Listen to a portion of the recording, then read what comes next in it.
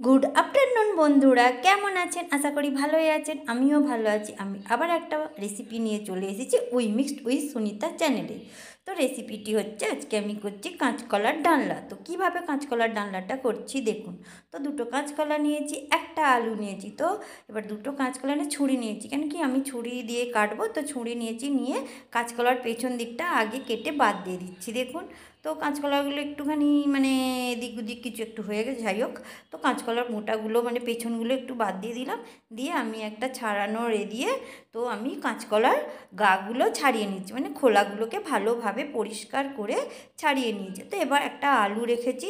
তো কাঁচকলাটা ছাড়ানো হয়ে গেছে, হয়ে যাবার পর আমি এবার আলুটা নিয়েছি। তো এবার আলুটাকে আমি ছাড়িয়ে নিচ্ছি। তো আলুটা ভালোভাবে পরিষ্কার করে ছাড়িয়ে নিচ্ছি। দেখুন, ছাড়ানো হয়ে গেছে। হয়ে যাবার পর আমি ছুরি দিয়ে আলুটাকে এবার আমি কেটে নিচ্ছি, মানে কেটে টুকরো টুকরো করে নিব। তো যাই হোক, এই দেখুন এইভাবে আমি টুকরো টুকরো করে নিচ্ছি। তো যে আপনারা যেরকম সাইজ রাখতে চান সেই হিসেবেই রাখবেন, কিন্তু এইভাবেই কাটবেন আলুটাকে। তো আমার আলুগুলো কাটা মানে আলুটা কাটা হয়ে গেছে। হয়ে যাবার পর আমার কাঁচকলারও দেখছেন, কাঁচকলার খোলা ছাইড়ে রেখেছিলাম, সেগুলোকে এবার খাদি করে নিচ্ছি। তো গোল গোল করে আগে কেটে নিয়েছি, নিয়ে তারপর 4 টুকরো করে নিয়েছি। তো যাই হোক, 4 টুকরো করে নেবার পর আমি একটা বাটিতে জল নিয়েছি। এই দেখুন, জল নিয়েছি। তো জল নেবার পর ওতে একটু আমি হলুদ দিচ্ছি। হলুদ দেওয়া হয়ে গেল, হয়ে যাওয়ার পর জলটাকে একটু ঘেঁটে দিলাম।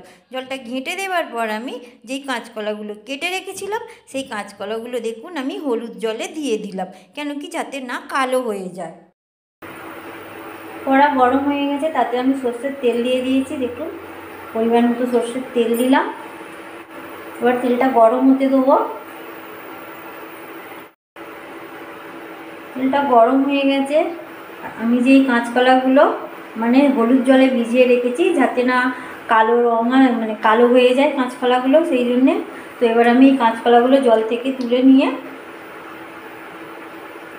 কড়াতে দিয়ে দিচ্ছি।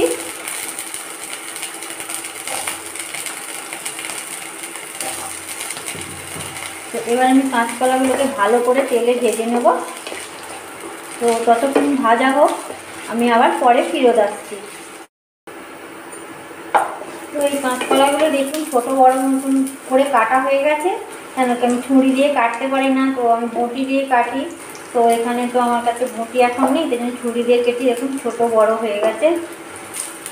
তো আমার কাঁচকলাগুলো ভাজা হয়ে গেছে, আমি এবার এগুলোকে তুলে নেব।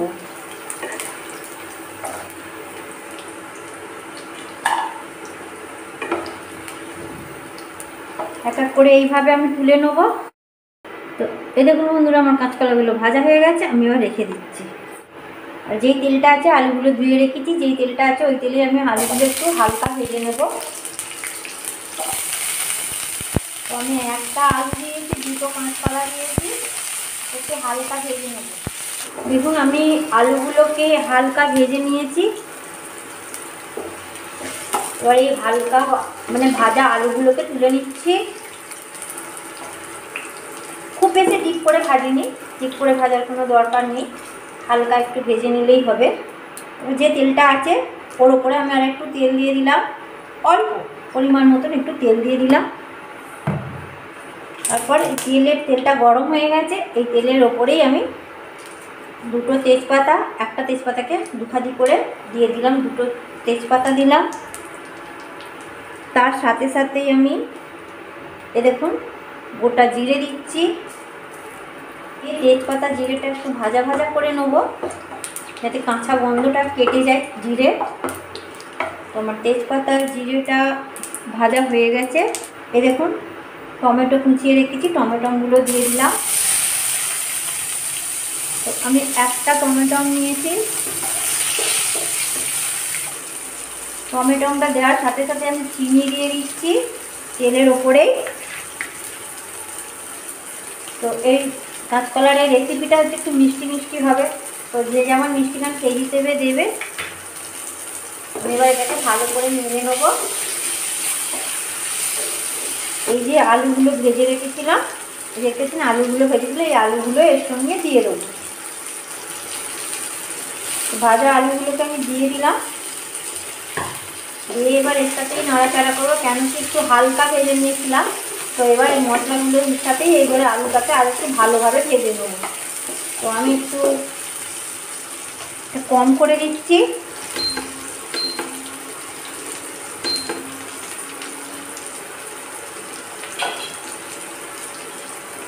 দিয়ে আমি এটা একটু হতে দিলাম, মানে চাপা দিলাম, দিয়ে হতে দিলাম। এবার ঢাকনটা খুলে নিলাম, নিয়ে পরিমাণ অনুযায়ী আমি নুন দিচ্ছি।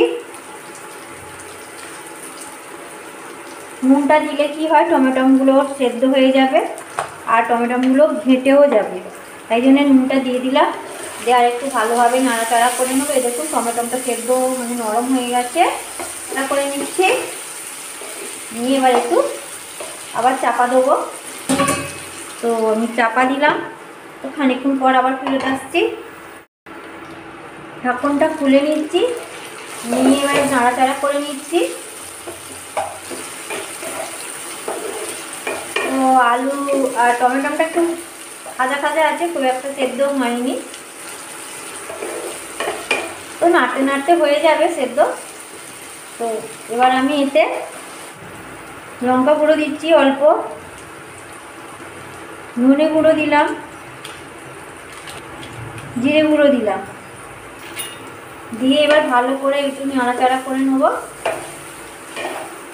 দেখেছেন কিরকম তেল ছেড়ে দিয়েছে। এই দেখুন মশলাগুলো আমার কষা হয়ে গেছে।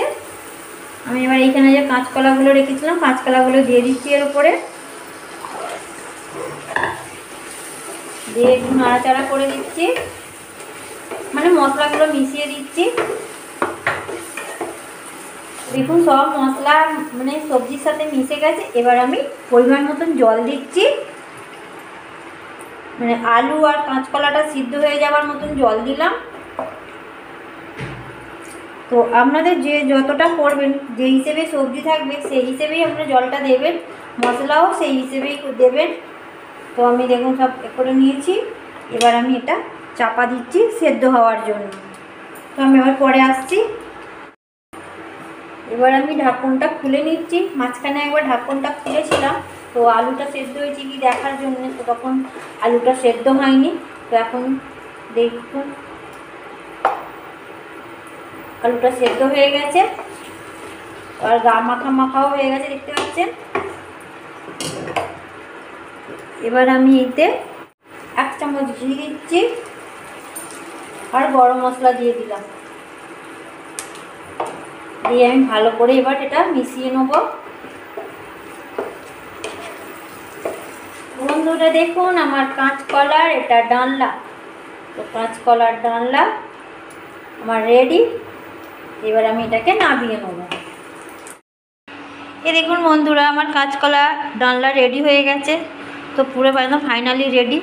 তো যাই হোক, আমার কাঁচকলার এই রেসিপিটা যদি আপনাদের ভালো লেগে থাকে তাহলে লাইক, শেয়ার, কমেন্ট আর সাবস্ক্রাইব করে দেবেন। ধন্যবাদ।